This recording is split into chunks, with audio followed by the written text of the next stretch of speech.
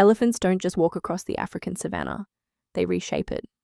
As they migrate, they dig up soil, break trees, and drop massive amounts of nutrient-rich dung. This moves phosphorus, nitrogen, and other minerals across vast distances.